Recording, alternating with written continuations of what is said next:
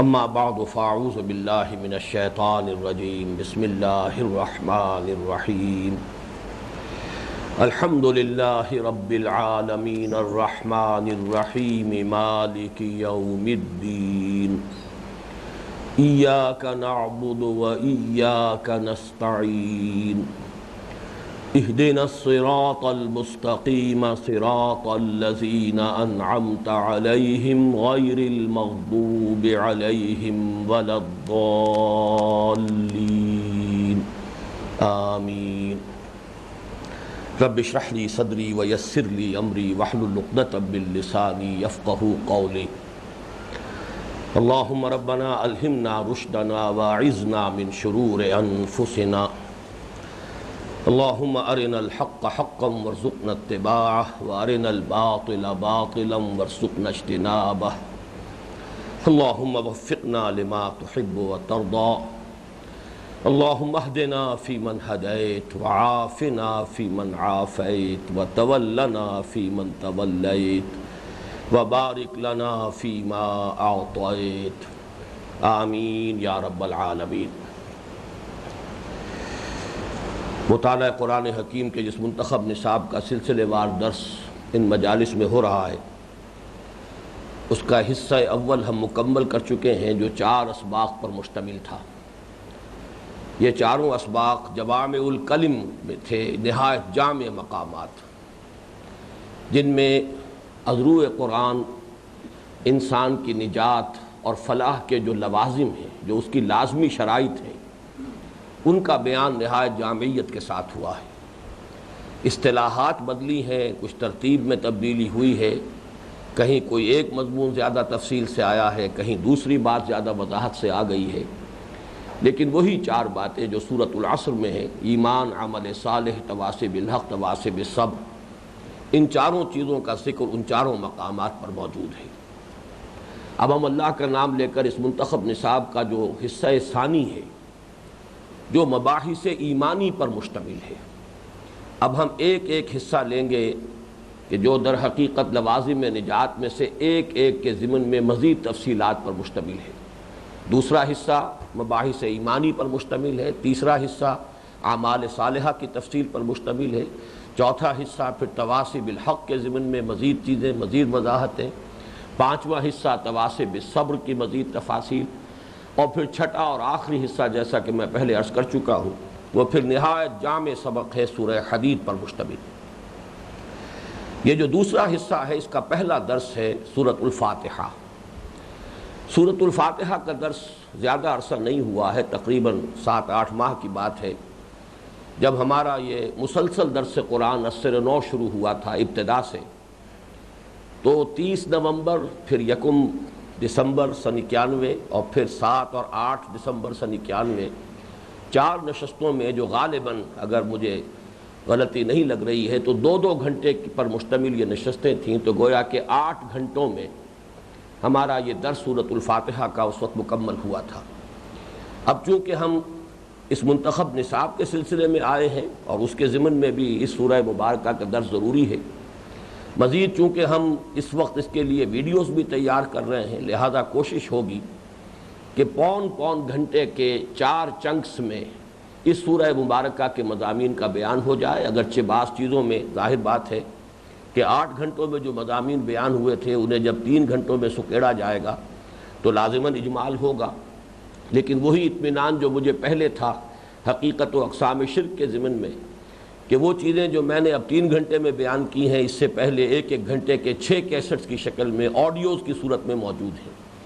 اسی طرح یہ اطمینان ہے کہ یہ اگر اختصار کے ساتھ بات آئے گی تو 8 گھنٹوں پر مشتمل تفصیلی آڈیوز بھی موجود ہیں، جو حضرات بھی چاہیں گے ادھر اس کی طرف رجوع کر سکیں گے۔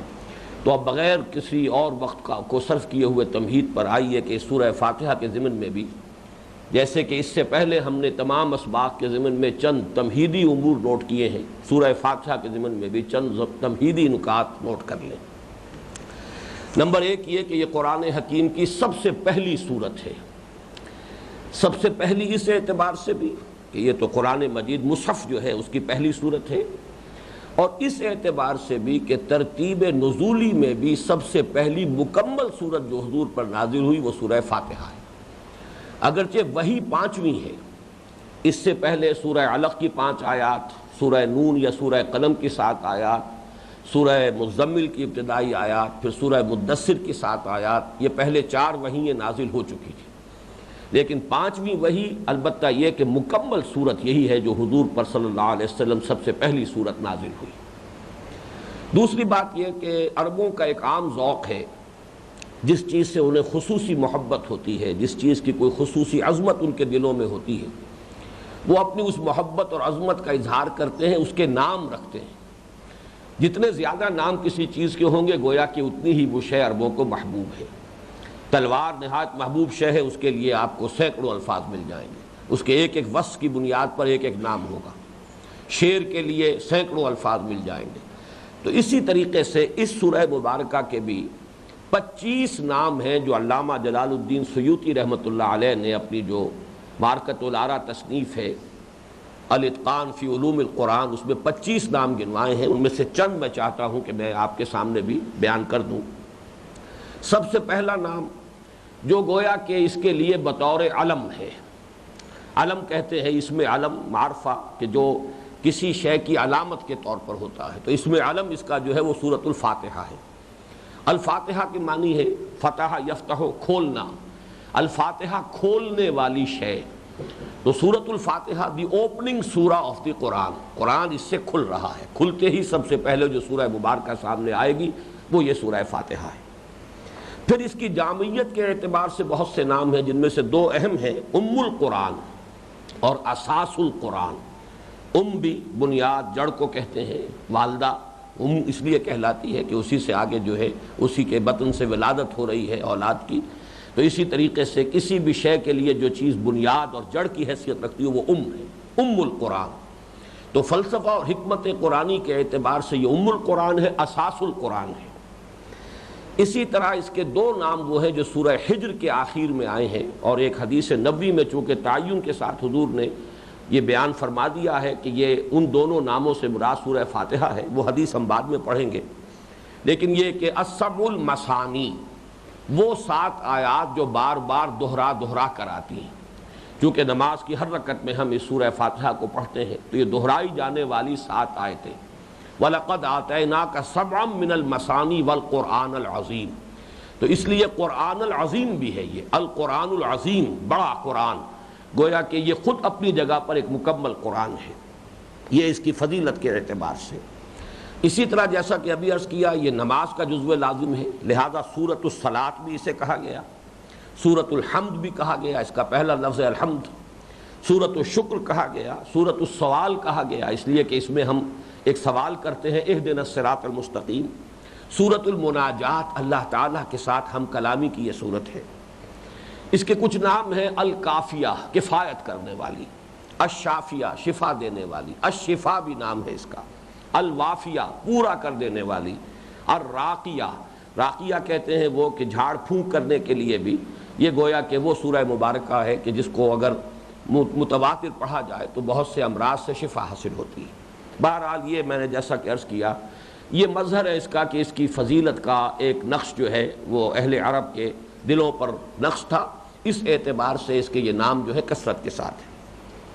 اب آئیے جہاں تک اس سورہ مبارکہ کی فضیلت کا تعلق ہے تو ایک تو وہی حدیث جس کا میں نے ابھی ذکر کیا تھا، یہ جامع ترمذی کی روایت ہے، وہ میں پوری حدیث آپ کو پڑھ کر سنا رہا ہوں۔ عن ابی ہریرہ رضی اللہ تعالی عنہ ان رسول اللہ صلی اللہ علیہ وسلم قال لابی بن کعب رضی اللہ عنہ، حضرت ابو ہریرہ سے مروی ہے رضی اللہ تعالی عنہ کہ حضور صلی اللہ علیہ وسلم نے حضرت ابی بن کعب سے فرمایا رضی اللہ تعالی عنہ، اتحب ان اعلمک سورۃ لم ينزل فی التوراۃ ولا فی الانجیل ولا فی الزبور ولا فی القرآن مثلها، کہ ابی کیا تم چاہتے ہو کہ میں تمہیں ایک ایسی سورت تلقین کروں، سکھاؤں جس کی مثل نہ زبور میں نازل ہوئی، نہ تورات میں، نہ انجیل میں، نہ خود قرآن میں، یعنی قرآن میں بھی اس کے ہم وزن ہم پلہ کوئی اور صورت نہیں ہے، وہ گویا کہ اس اعتبار سے منفرد ہے اپنی فضیلت کے اعتبار سے۔ قال نعم یا رسول اللہ، اب ظاہر بات ہے کہ حضرت ابی بن کعب کا کیا جواب ہو سکتا تھا، ضرور اے اللہ کے رسول ضرور فرمائیے۔ فقال رسول اللہ صلی اللہ علیہ وسلم، تو اس پر حضور نے ارشاد فرمایا کیف تقرأ فی الصلاۃ، ذرا مجھے بتاؤ تو صحیح نماز میں تم کیا پڑھتے ہو، کیسے پڑھتے ہو؟ قال فقرأ ام القرآن، تو حضرت ابو ہریرہ فرماتے ہیں کہ اس پر پھر حضرت ابی بن کعب نے رضی اللہ تعالی عنہ سورہ فاتحہ پڑھنا شروع کی، کہ اس قرآن مجید میں سے یہی صورت ہے کہ جس کو نماز کی ہر رکعت میں پڑھا جاتا ہے۔ فقال رسول اللہ صلی اللہ علیہ وسلم، اس پر ارشاد فرمایا نبی اکرم صلی اللہ علیہ وسلم نے، والذی نفسی بیدہ، قسم ہے اس ہستی کی جس کے ہاتھ میں میری جان ہے، ما انزلت فی التوراۃ ولا فی الانجیل ولا فی الزبور ولا فی القرآن مثلھا، اس صورت کی مثل، اس کے ہم پلہ، اس کی نظیر، اس کی ہم رتبہ کوئی صورت نہ تورات میں نازل کی گئی، نہ زبور میں، نہ انجیل میں، نہ خود قرآن میں۔ وَإِنَّهَا سَبْعٌ مِّنَ الْمَثَانِي، اور یہی ہے وہ جس کا ذکر ہے سورہ حجر میں، کہ یہ ہے وہ 7 آیات جو بار بار دہرائی جاتی ہیں۔ وَالْقُرْآنُ الْعَظِيمُ، یہی ہے قرآن عظیم جو سورہ حجر کی اس آیت میں فرمایا وَلَقَدْ آتَيْنَاكَ سَبْعًا مِّنَ الْمَثَانِي وَالْقُرْآنَ الْعَظِيمُ۔ تو یہ چونکہ مرفوع روایت ہمارے پاس موجود ہے، جامع ترمذی کی روایت ہے، صحیح حدیث ہے، لہذا اب اس کے بعد ان دونوں اصطلاحات کا کوئی اور مدلول یا مفہوم تلاش کرنا میرے نزدیک درست نہیں ہے۔ حضور کی طرف سے یہ بات تعین کے ساتھ کہہ دی گئی کہ سبع من المثانی یہی سورہ فاتحہ ہے، القرآن العظیم جس کا ذکر ہوا سورہ حجر میں وہی سورہ فاتحہ ہے۔ تو فرمایا وَإِنَّهَا سَبْعٌ مِّنَ الْمَثَانِي وَالْقُرْآنُ الْعَظِيمُ الَّذِي أُعْطِيتُهُ، یہ ہے وہ بڑا قرآن جو مجھے دیا گیا ہے، جو مجھے عطا کیا گیا ہے۔ اس حدیث سے اس سورہ مبارکہ کی فضیلت جو ہے وہ خود بخود ظاہر ہو رہی ہے۔ حضرت انس سے امام حاکم نے ایک روایت نقل کی ہے جس میں اس سورہ مبارکہ کو افضل القرآن بھی قرار دیا گیا ہے، قرآن مجید میں سب سے زیادہ فضیلت والی سورت۔ اور چونکہ فضیلت کی تعین کے لیے حضور کا ایک عام انداز تھا کہ گویا کہ ریشو پروپورشن کی شکل میں، کہ اس طریقے سے اندازہ دے دیا جائے لوگوں کو، جیسے سورہ اخلاص کے بارے میں ثلث قرآن، یہ 1/3 قرآن کے برابر ہے، یا کہیں فرمایا گیا کہ یہ 1000 آیات کے برابر ہے، سورۃ الزلزال 1000 آیات کے برابر ہے۔ لیکن اب دیکھیے کہ اس کے ضمن میں حضرت عبداللہ ابن عباس رضی اللہ تعالی عنہما سے مروی ہے روایت کہ حضور نے فرمایا یہ 2/3 قرآن کے مساوی ہے۔ اول تو یہ کہ یہ خود القرآن العظیم ہے، خود بہت بڑا قرآن ہے، عظمت والا قرآن، لیکن یہ ہے کہ پورے قرآن کے اعتبار سے اگر اس کا نسبت و تناسب جو ہے جاننا چاہو فضیلت کے اعتبار سے، تو یہ 2/3 قرآن کے ہم وزن ہیں۔ اب تیسری چیز نوٹ کیجئے کہ یہ سورہ مبارکہ جو ہے نماز کا جزو لازم ہے، یہ چیز متفق علیہ ہے، اس میں کوئی اختلاف نہیں ہے۔ اختلاف اگر ہے تو اس میں ہے کہ آیا امام کے پیچھے نماز با جماعت کی صورت میں سورہ فاتحہ کی قرات مقتدی کو کرنی چاہیے یا نہیں، یہ ایک علیحدہ مسئلہ، جزوی مسئلہ ہے، اس میں کوئی اختلاف نہیں کہ یہ جزو لازم ہے نماز کا۔ چنانچہ صحیح بخاری، صحیح مسلم، جامع ترمذی، سنن ابی داؤد، سنن نسائی اور تمام احادیث کی جو مجموعے ہیں اور کتابیں ہیں، ان میں حضرت عبادہ ابن صامت رضی اللہ تعالیٰ عنہ سے یہ حدیث مروی ہے مرفوعاً کہ حضور نے ارشاد فرمایا لا صلاۃ لمن لم یقرأ بفاتحۃ الکتاب، اس شخص کی کوئی نماز ہی نہیں ہے جس نے سورہ فاتحہ کی تلاوت نہیں کی۔ تو اب ظاہر بات ہے کہ اس کے بعد دو رائیں ممکن ہی نہیں ہیں، ایسے کیٹیگوریکل الفاظ ہیں حضور کے کہ یہ نماز کا جزو لازم ہے۔ البتہ جیسے میں نے عرض کیا وہ ایک ٹیکنیکل معاملہ ہے کہ آیا جبکہ آپ باجماعت نماز ادا کر رہے ہو تو آیا امام کی قرات مقتدیوں کی طرف سے بھی کفایت کرے گی یا نہیں، اور یا یہ کہ مقتدیوں کو بھی وہ اپنے طور پر پڑھنی چاہیے یا نہیں، یہ اختلاف ہے۔ اس میں ایک انتہا پر رائے ہے امام ابو حنیفہ رحمۃ اللہ علیہ کی، یہ مسلک حنفی ہے، کسی بھی شکل میں چاہے وہ سری رکعت ہو چاہے جہری رکعت ہو، چاہے امام بلند آواز سے پڑھ رہا ہو اور چاہے وہ خاموشی سے اپنے دل ہی دل میں پڑھ رہا ہو، کسی صورت میں بھی مقتدی جو ہے وہ سورہ فاتحہ نہیں پڑھ سکتا۔ دوسری انتہا پر امام شافعی کی رائے ہے، اور عام طور پر جو مقابلہ ہوتا ہے ہمارے ہاں مدارس میں، عربی مدارس میں، دینی دارالعلوموں میں فقہ کے اعتبار سے وہ فقہ حنفی اور فقہ شافعی کا ہوتا ہے، تو اس میں یہ دونوں جو فقہ ہیں ان کا موقف بالکل ایک دوسرے کی ضد ہے۔ حضرت امام شافعی کی رائے یہ ہے کہ ہر صورت میں پڑھنی چاہیے، وہ گویا کہ اس حدیث کو سامنے رکھ رہے ہیں، اور امام ابو حنیفہ رحمۃ اللہ علیہ اس آیت کو سامنے رکھ رہے ہیں اذا قرئ القرآن فانصتوا فاستمعوا له وانصتوا، جب قرآن پڑھا جائے تو پوری توجہ سے سنا کرو، خود خاموش رہا کرو. یہ قرآن مجید میں ہے. اس اعتبار سے اب فرق یہی واقع ہو جاتا ہے کہ کس کو مقدم رکھیں، کس کو پہلے رکھیں، کون راجح ہے کون مرجوح ہے. تو ایک رائے انتہائی ہو گئی امام ابو حنیفہ کی کہ کسی حالت میں بھی سری ہو یا جہری ہو مقتدی سورہ فاتحہ کی تلاوت نہیں کرے گا. اس کے بالکل برعکس رائے ہے امام شافعی کی، خواہ سری ہو خواہ جہری ہو، ہر حال میں امام کے ساتھ، یا امام اگر وقفہ کر کر کے پڑھ رہا ہے تو درمیان میں بہرحال دو شکلیں وہ کرتے ہیں عام طور پر، یا تو یہ کہ سورہ فاتحہ پڑھ کر تھوڑی دیر کے لیے امام جو ہے خاموشی اختیار کرے، اس کے بعد جو آیتیں پڑھنی ہے یا کوئی سورت اور پڑھنی ہے تھوڑا وقفہ دے تاکہ مقتدی اس وقفے کے دوران اب خود بھی سورہ فاتحہ پڑھ لیں. یا یہ ہے کہ جیسے پڑھنے کا بہترین انداز ہے ہر آیت پر رکے امام تاکہ یہ کہ اس وقفے کے اندر مقتدی جو ہے وہ بھی پڑھ لیں. بہرحال ان کی رائے یہ کہ ہر حالت میں پڑھنا چاہیے. ایک درمیانی رائے ہے کہ جو میں سمجھتا ہوں کہ ہر اعتبار سے جیسا کہ خیر الامور اوساطھا، تمام معاملات میں درمیانی جو معاملہ ہوتا ہے، درمیانی راہ وہ بہترین ہوتی ہے.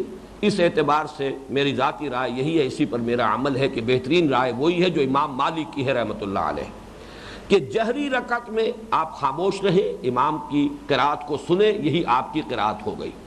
البتہ سری رکعت میں آپ بھی پڑھیں، اس لیے کہ اب آپ سن نہیں رہے بلکہ یہ کہ اب آپ کو خود پڑھنے کے لیے پورا سکون کے ساتھ، دل جمی کے ساتھ موقع حاصل ہے.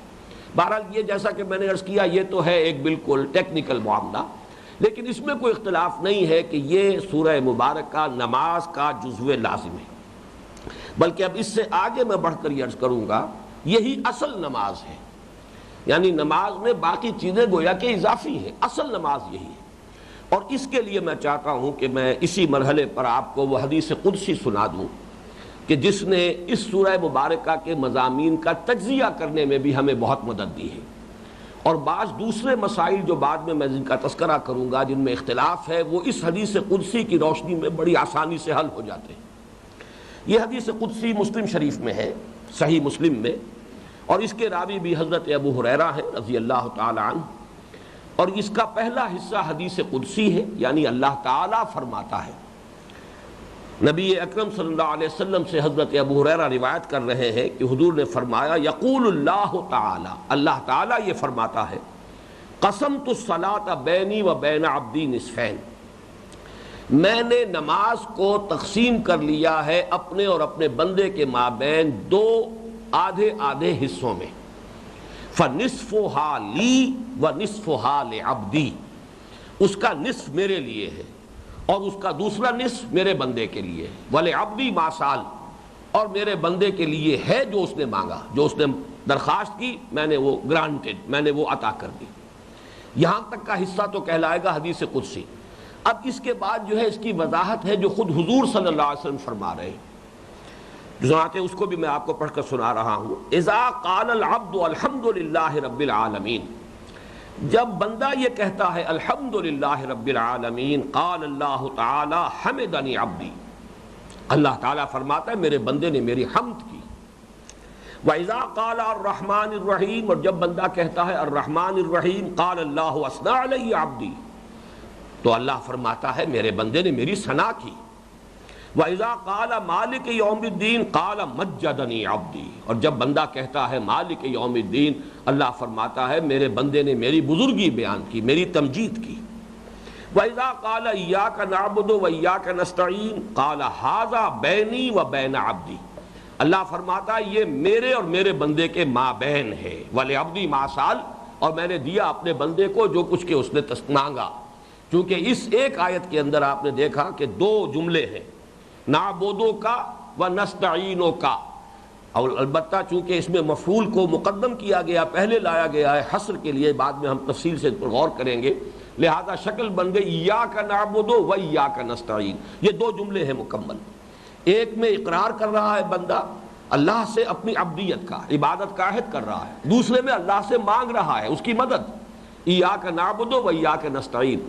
تو فرمایا، اللہ تعالیٰ فرماتا ہے ھذا ما بینی و بین عبدی، بلکہ مجھے یاد آ رہا ہے کہ میں نے الفاظ استعمال کیے تھے، یہ ہینڈ شیک ہے. بندے اور رب کے مابین ایک معاہدہ ہے، قول و قرار ہے، جیسے بیعت ہوتی ہے تو بیعت میں بھی مصافحہ ہوتا ہے، تو یہ معاہدہ ہے، یہ میرے اور میرے بندے کے مابین ہے، اور میرے بندے نے جو کچھ مجھ سے مانگا میں نے دیا۔ وَإِذَا قَالَ الْعَبْدُ اهْدِنَا الصِّرَاطَ الْمُسْتَقِيمَ صِرَاطَ الَّذِينَ أَنْعَمْتَ عَلَيْهِمْ غَيْرِ الْمَغْضُوبِ عَلَيْهِمْ وَلَا الضَّالِّينَ قَالَ اللَّهُ تَعَالَى هَذَا لِعَبْدِي وَلِعَبْدِي مَا سَأَلَ، یہ ہے میرے بندے کے لیے اور میں نے اپنے بندے کو دیا جو اس نے مانگا۔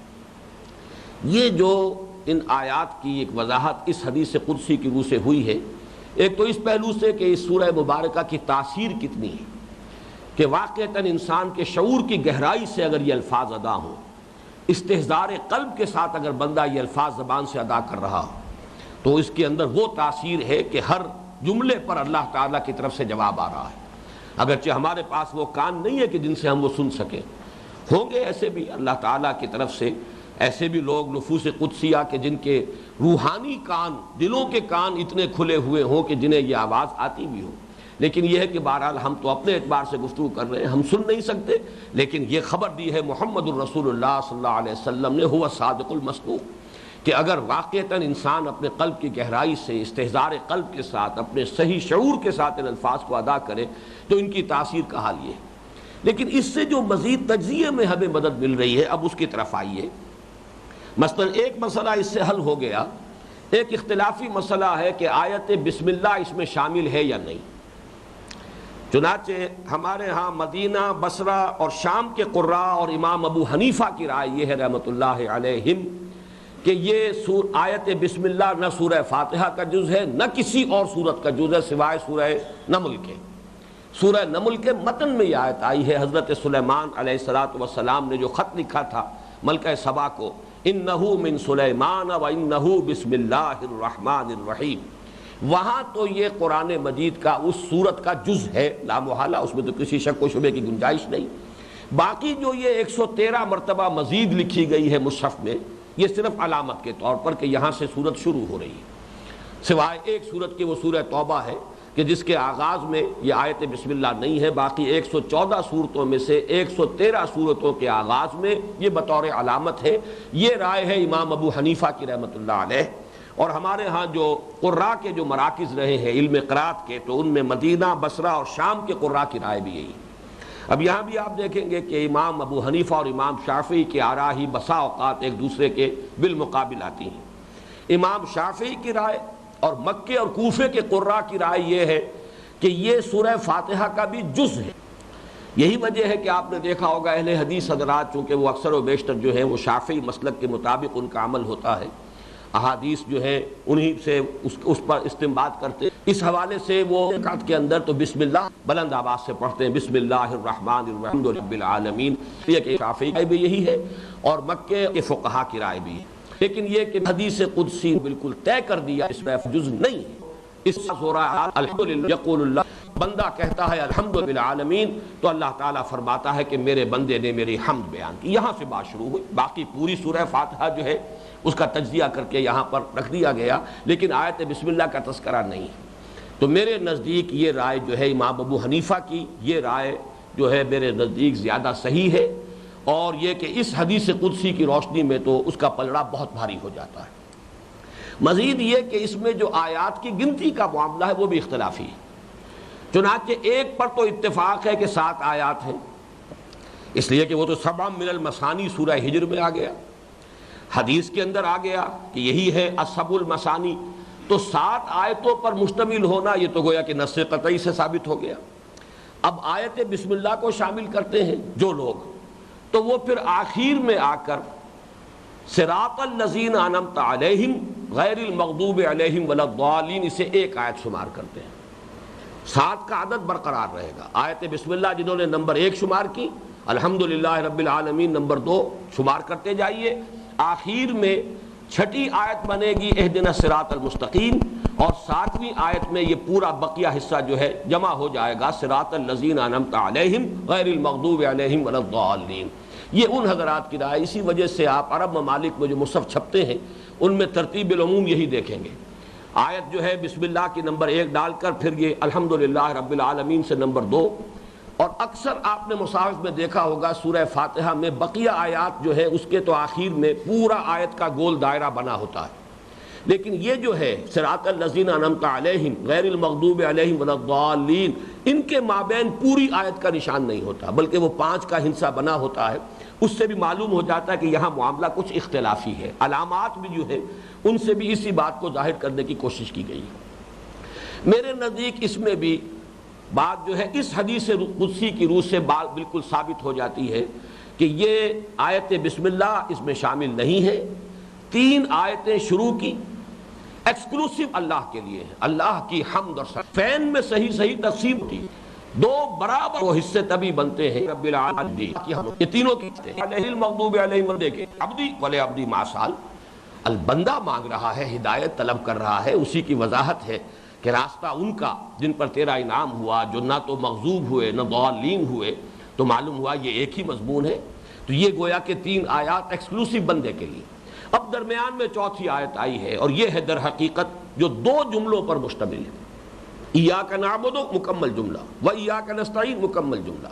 یہ گویا کہ برابر تقسیم کے لیے یوں سمجھیے کہ ایاک نعبد و ایاک نستعین میں جو واو ہے درمیان میں، یہ وہ مٹھ ہے کہ جہاں سے ترازو پکڑی جاتی ہے۔ وہ ذرا نقشہ یہاں پر لگا دیا جائے۔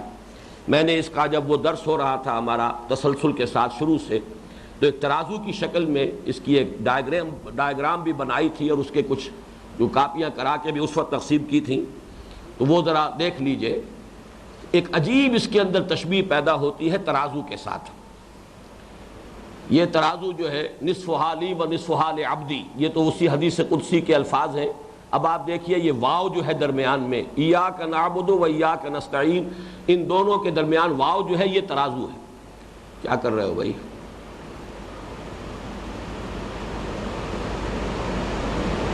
اب ذرا ادھر کی طرف کر دو، دائیں حصے کو درمیان میں لے آؤ، دائیں کو بھائی، کیا کر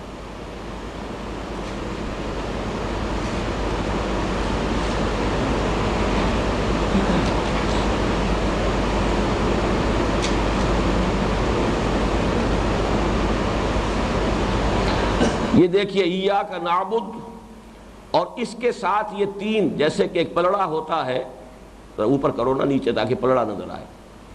یہ ترازو کا پلڑا جو ہے یہ 3 آیات پر مشتمل ہے، اور 3 ہی زنجیروں سے ہمیشہ آپ نے دیکھا ہوگا ترازو کی، یہ 3 جو ہے ایک پلڑا 3 زنجیروں کے ساتھ۔ الحمدللہ رب العالمین الرحمن الرحیم مالک یوم الدین ایاک نعبد، اور واو وہ ہے جہاں سے کہ وہ مٹھ ہے ترازو کی کہ جہاں سے ترازو پکڑی جاتی ہے، وَإِيَّاكَ نَسْتَعِينُ۔ اب دوسرا پلڑا سامنے لاؤ۔ یہ 3 آیات ہیں، اهْدِنَا الصِّرَاطَ الْمُسْتَقِيمَ صِرَاطَ الَّذِينَ أَنْعَمْتَ عَلَيْهِمْ غَيْرِ الْمَغْضُوبِ عَلَيْهِمْ وَلَا الضَّالِّينَ۔ صحیح نصفین۔ اب آپ دیکھیے حدیث قدسی کے الفاظ، قسمت الصلاۃ بینی و بین عبدی نصفین، کس طریقے سے یہ کامل 2 حصوں میں منقسم ہے۔ اب ذرا میں اس کا آپ کو، جس کو ترکیب نحوی کہیں گے یا انالیسس جسے آپ کہتے ہیں انگریزی میں، اس کے حساب سے بھی اس تقسیم کو دیکھ لیجئے۔ الحمدللہ رب العالمین الرحمن الرحیم مالک یوم الدین، آیتیں 3 ہیں، جملہ 1 ہے، اس لیے کہ الحمد مبتدا ہے، للہ اس کی خبر ہے۔ اب یہ اللہ کے ساتھ اس کے وصف ہے جو آ رہے ہیں، اس کے بدل آ رہے ہیں۔ اللہ ہی کے لیے الرحمن رب العالمین الرحمن الرحیم مالک یوم الدین، اسی لیے یہ زیر چلا آ رہا ہے۔ للہ پر جو لام کی وجہ سے، حرف جار کی وجہ سے اللہ پر جو زیر آیا ہے، وہی پھر رب العالمین الرحمن الرحیم مالک یوم الدین، یہ مسلسل چلا گیا۔ جملہ 1 ہے، یہ جملہ اسمیہ خبریہ کہلاتا ہے، الحمد مبتدا، باقی یہ ساری خبر ہے۔ اسی طریقے سے آخری 3 آیتیں اہدنا الصراط المستقیم، یہ کلام انشائیہ کہلائے گا، جملہ انشائیہ، ہدایت دے ہمیں سیدھے راستے کی۔ اب جو بقیہ 2 آیات ہیں وہ اسی صراط المستقیم کا بدل ہے، صراط الذین انعمت علیہم، اسی لیے وہی صراطہ کا زبر جو ہے آگے چلا جا رہا ہے، اہدنا الصراط المستقیم صراط الذین انعمت علیہم، چونکہ اس کا بدل ہے، اسی کی نعت ہے۔ یہ گویا کہ دونوں سبارڈینیٹ کلازز ہیں، پہلی آیت کے ساتھ 2 سبارڈینیٹ کلازز 2 آیات پر، الحمدللہ رب العالمین الرحمن الرحیم مالک یوم الدین، جملہ 1 ہوا۔ اہدنا الصراط المستقیم، یہ ہے اس کا جو پرنسپل کلاز ہے، اور صراط الذین انعمت علیہم غیر المغضوب علیہم ولا الضالین، یہ دو کلازز ہیں کہ جو سب آرڈینیٹ ہیں۔ تو پہلی 3 آیتیں ایک جملے پر مشتمل، آخری 3 آیتیں ایک جملے پر مشتمل، درمیانی اور چوتھی اور مرکزی آیت جو ہے 2 جملوں پر مشتمل ہے۔ ایاک نعبد مکمل جملہ، چونکہ یہ نعبد کا ہے اصل میں، اس لیے اس کو کہیں گے جملہ اسمیہ فعلیہ، یہ جملہ خبریہ فعلیہ ہے، اس لیے کہ اس میں پہلے فعل اور فاعل آیا ہے نعبد کا، اور اس کے بعد نستعین کا۔ تو اس میں ایک اور بات کی طرف آج ذہن گیا کہ جتنے بھی اصناف کلام ہیں عربی نحو کے اعتبار سے سب جمع ہو گئے ہیں، اس لیے کہ کلام کی تقسیم کی جاتی ہے کلام خبریہ، کلام انشائیہ۔ آخری 3 آیات پر مشتمل جملہ جو ہے یہ کلام انشائیہ ہے، اس سے پہلے کلام خبریہ ہے۔ پھر کلام خبریہ کی 2 قسمیں ہیں، اسمیہ اور فعلیہ۔ پہلی 3 آیتیں جو ہیں وہ ایک جملہ اسمیہ خبریہ بنتا ہے، اور یہ درمیان میں 2 جملے ہیں فعلیہ خبریہ۔ تو گویا کہ کلام کی جملہ اصناف بھی آ گئی، 3 آیات جو 3 گویا کہ زنجیروں سے ایک پلڑا بنا، اور اس کا تعلق ہے ایاک نعبد سے، اور آخری 3 آیات ان کا تعلق ہے استعانت سے۔ استعانت کے معنی کیا ہے؟ مدد، اور وہ مدد سب سے زیادہ جس چیز میں درکار ہے وہ ہدایت ہے۔ تو معلوم ہوا کہ اسی کی شرح ہے کہ جو 3 زنجیروں کے ساتھ یہ پلڑا دوسرا جو ہے اس کے ساتھ ٹنگا ہوا ہے۔ اس اعتبار سے وہ مسئلے بھی حل ہو گئے کہ آیت بسم اللہ اس سورہ مبارکہ کا جز نہیں ہے۔ امام ابو حنیفہ کی یہ رائے میرے نزدیک بہت قوی ہے، اور اس حدیث قدسی کو اس میں فیصلہ کن حیثیت حاصل ہے۔ پھر اس میں نصفین کے حوالے سے بھی گنتی جو ہے اسی طریقے سے درست ہوتی ہے کہ 3 آیتیں ہیں، الحمدللہ رب العالمین الرحمن الرحیم مالک یوم الدین، ایاک نعبد، یہ اس چوتھی آیت کا نصف یہ شامل ہو گیا۔ 3.5 آیات ایک ہو گئی نصف، اور پھر 3.5 آیات رہ گئی نصف ثانی، وَإِيَّاكَ نَسْتَعِينُ اهْدِنَا الصِّرَاطَ الْمُسْتَقِيمَ صِرَاطَ الَّذِينَ أَنْعَمْتَ عَلَيْهِمْ غَيْرِ الْمَغْضُوبِ عَلَيْهِمْ وَلَا الضَّالِّينَ۔ تو میرے نزدیک یہ حدیث قدسی جو ہے اس سورہ مبارکہ کے مضامین کے تجزیے کے اعتبار سے بھی، اور اس کے اصل مفہوم اور معنی کو سمجھنے کے لیے بھی بہت ہی مفید اور مفید ہے۔ اب آئیے اگلا موضوع یہ ہے کہ قرآن مجید میں اس سورہ مبارکہ کا جو مقام ہے وہ تو ہم نے کافی تفصیل سے اس وقت سمجھا تھا جبکہ یہ تسلسل کے ساتھ درس قرآن ہمارا شروع ہوا تھا۔ یہاں پر چونکہ یہ ہمارا منتخب نصاب کا درس ہو رہا ہے تو اس اعتبار سے ہمیں سمجھنا ہے کہ کیا ربط ہے اور کیا اس کے ساتھ جو ہے مضامین کا جو تعلق ہے وہ کس طرح جڑا ہوا ہے۔ اس کے لیے ذرا اب اپنے ذہن کو لے جائیے پہلے حصے کے درس ثالث کی طرف۔ درس ثالث میں حضرت لقمان کی شخصیت کا تذکرہ تھا۔ حضرت لقمان کون تھے؟ نہ نبی تھے نہ نبی کے امتی تھے، ایک حکیم اور دانا انسان۔ اور حکمت اور دانائی کی بنیاد کیا تھی یہ ہم پوری تفصیل سے پڑھ چکے ہیں۔ حکمت اور دانائی کی بنیاد کیا ہے؟ فطرت سلیمہ، عقل سلیم۔ فطرت کا تقاضا کیا ہے؟ انسان میں اپنے محسن کے لیے جذبہ شکر ہو۔ عقل کا تقاضا کیا ہے؟ اپنے اصل محسن کو پہچان لے۔ نمبر 2، فطرت کے اندر کیا ہے کہ نیکی اور بدی میں فطرت امتیاز کرتی ہے۔ اس کا منطقی نتیجہ کیا ہے؟ عقل یہ بتاتی ہے کہ اگر نیکی نیکی ہے، بدی بدی ہے تو جزا و سزا ہونی چاہیے، بدلہ ہونا چاہیے۔ گندم از گندم برویت، جو سے جو۔ یہی وہ چیزیں ہیں کہ جو حضرت لقمان کی نصیحتوں میں ہمیں نظر آئیں۔ وَلَقَدْ آتَيْنَا لُقْمَانَ الْحِكْمَةَ أَنِ اشْكُرْ لِلَّهِ وَمَنْ يَشْكُرْ فَإِنَّمَا يَشْكُرُ لِنَفْسِهِ وَمَنْ كَفَرَ فَإِنَّ اللَّهَ غَنِيٌّ حَمِيدٌ۔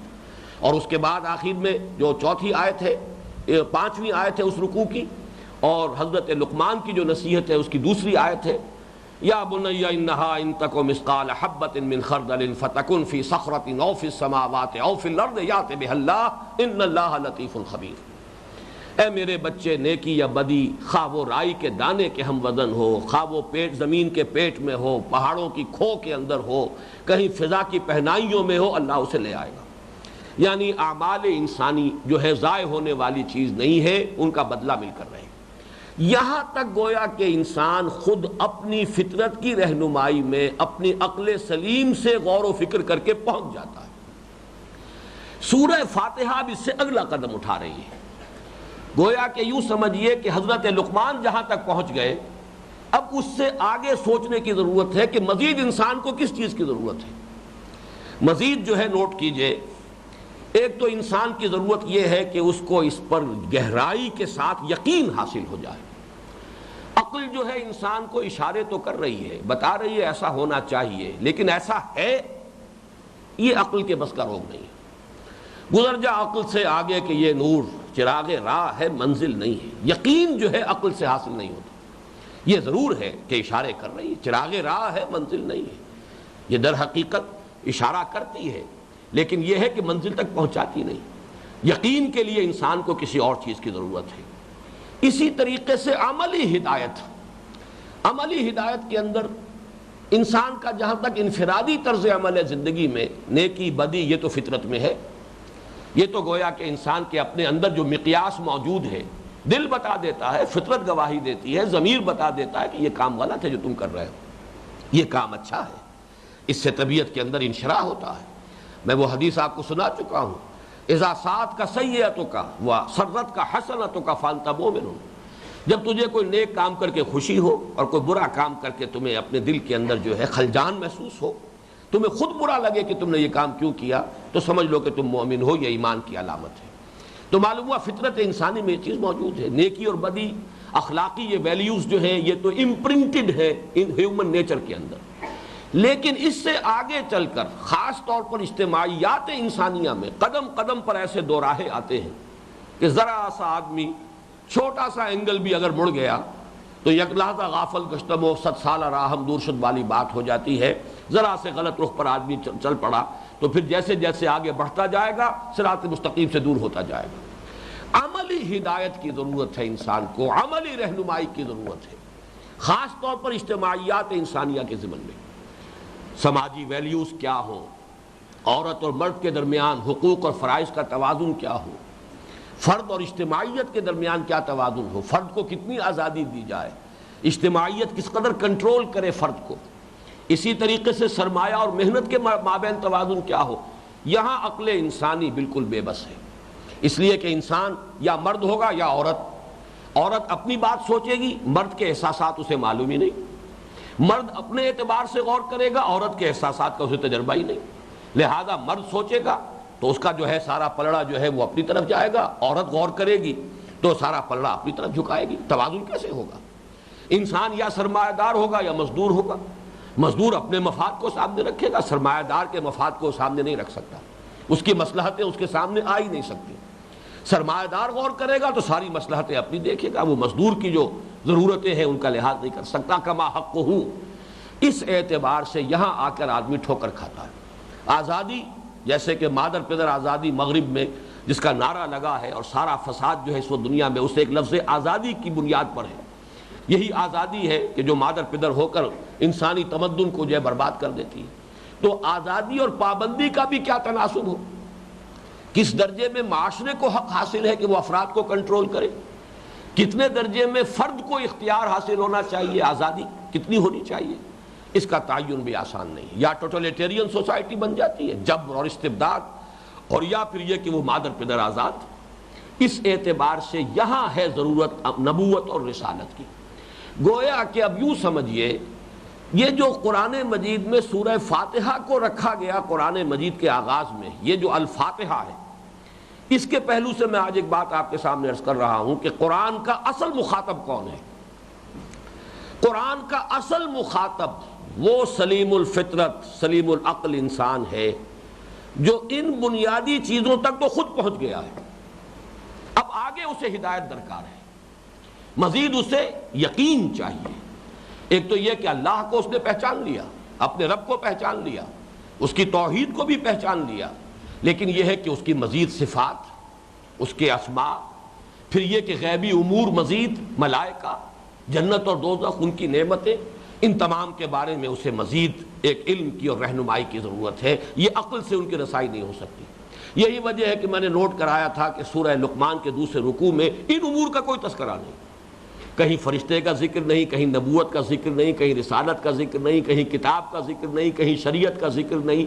وہ امور کے جو نبوت و رسالت ہی سے انسان کو معلوم ہو سکتے ہیں، جنت کا نام نہیں، دوزخ کا ذکر نہیں، یوم القیامت کا تذکرہ نہیں، بعث بعد الموت کا ذکر، اجمالی بات ہے کہ ممکن نہیں ہے کہ انسانی اعمال ضائع ہو جائیں. کیسے ممکن ہے؟ نیکی نیکی ہے، بدی بدی ہے، لہذا نتیجہ نکل کر رہے گا گندم بس گندم بے رویت جو سے جو. تو در حقیقت یوں سمجھیے کہ ایک لقمان کھڑا ہے ایک جگہ پر، جہاں تک وہ پہنچ گیا وہ تو سورہ لقمان کے دوسرے رکوع سے ہمارے سامنے بات آ گئی کہ فطرت انسانی اور عقل سلیم یہاں تک انسان کو پہنچا دیتی ہے. آگے اسے ضرورت ہے مزید ایمان کی گہرائی اور اس کی گیرائی، اس کے اندر وسعت جو کہ نبوت و رسالت ہی کے ذریعے سے مل سکتی ہے. نمبر 2 عملی رہنمائی، اور عملی رہنمائی میں بھی انفرادی سطح پر اسے ایک متوازن ماڈل درکار ہے.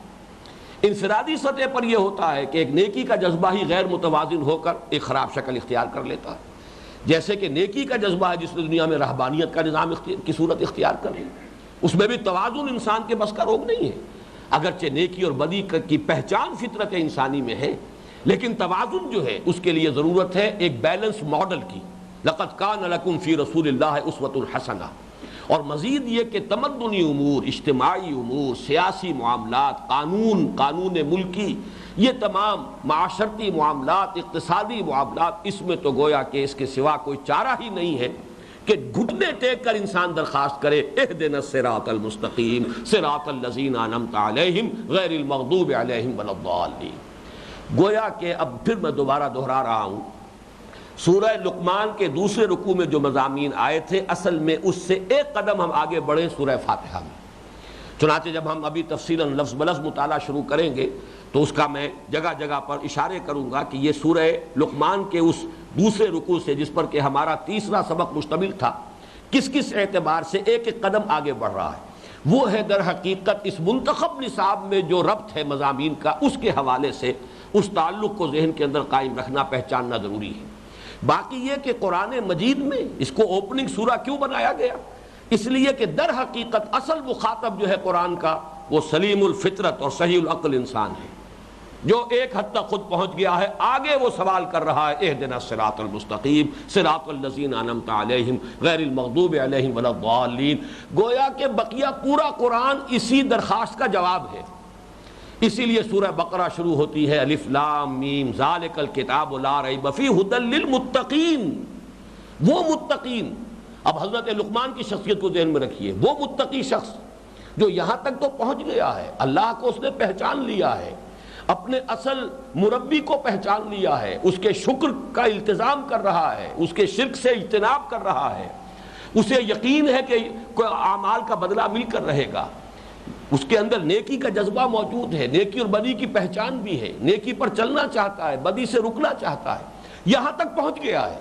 آگے اب وہ درخواست کر رہا اہدنا الصراط المستقیم صراط الذین انعمت علیہم غیر المغضوب علیہم ولا الضالین. وقت ختم ہو رہا ہے لیکن 2 جملے اور میں عرض کروں گا. در حقیقت جو میں نے کہا اصل مخاطب یہ ہے، بقیہ لوگوں کے بارے میں آپ کیا کہیں گے؟ جبکہ قرآن تو کہتا ہے پوری نوع انسانی کے لیے ہدایت ہے، ھدی للناس. اس کو یوں سمجھیے کہ بقیہ لوگ جن کے اوپر کے پردے کچھ پڑے ہوئے ہیں، جن کی فطرت پر خواہشات، شہوات، تعصبات کے پردے ہیں، لہذا وہ اپنی عقل سے کام لے کر تو وہاں تک نہیں پہنچ پائے، غفلت میں ہے، دنیا میں مگن ہے، حیات دنیاوی ہی میں گم ہو کر رہ گئے ہیں.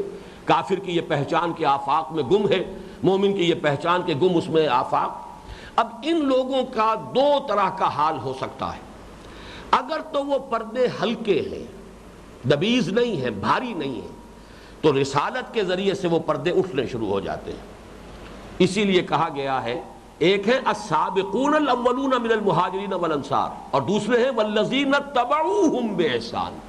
یہ لوگ طبعاً مخاطب ہیں، اصل تو وہی ہے، سلیم الفطرت صحیح العقل لوگ اصل مخاطب وہ ہیں. لیکن جب وہ آگے بڑھتے ہیں تو کچھ وہ لوگ جن کے دلوں کے اوپر، فطرت کے اوپر کچھ پردے آ گئے تھے، لیکن پردے زیادہ بھاری نہیں تھے، ان کے پردے اٹھتے چلے جاتے ہیں، حجابات دور ہوتے ہیں اور وہ بھی اس راستے پر آگے بڑھنا شروع کر دیتے ہیں.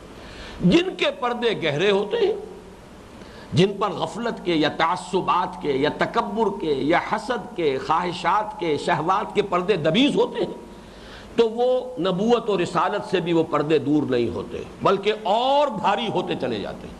یضل بہ کثیرا ویہدی بہ کثیرا. ان کے لیے تو مزید ضلالت، مزید گمراہی، اتمام حجت ہو جاتا ہے ان پر کہ اللہ کے ہاں جا کر یہ نہ کہہ سکیں کہ ہمیں بتایا نہیں گیا تھا، ہمارے سامنے بات رکھی نہیں گئی تھی، لیکن یہ کہ انہیں فائدہ اس سے نہیں ہوتا۔ نہ قرآن سے فائدہ ہوا ابو جہل کو، نہ محمد الرسول اللہ سے فائدہ پہنچا ابو جہل کو صلی اللہ علیہ وسلم۔ معلوم یہ ہوا کہ یہ تو ہے انسان کے اپنی کیفیت کے اوپر۔ اس اعتبار سے اس سورہ مبارکہ کا جو ربط و تعلق ہے ہمارے اس منتخب نصاب میں، وہ اصل قائم ہوگا تیسرے درس سے۔ چوتھا درس اسی لیے میں نے عرض کیا تھا کہ اکثر و بیشتر تو ہم وہ اصل میں جو حصہ اول جب دوم ختم ہوتا ہے تو اس کے بعد میں پھر وہ سورہ حامیم السجدہ کی آیات کا درس لیا کرتا ہوں۔ اس مرتبہ میں نے اس پورے 4 اسباق کو مکمل کر لیا ہے کہ تسلسل سے، ورنہ اصل ربط جو ہے اس درس کا وہ سورہ لقمان کے دوسرے رکوع کے مضامین سے قائم ہے۔ باقی قرآن مجید کی اوپننگ سورہ سے کیوں بنایا گیا؟ تاکہ واضح ہو جائے کہ قرآن کا اصل مخاطب کون ہے، قرآن کی ہدایت سے صحیح طور پر استفادہ کرنے والا کون ہے۔ اقول قولی ھذا واستغفر اللہ لی ولکم ولسائر المسلمین والمسلمات۔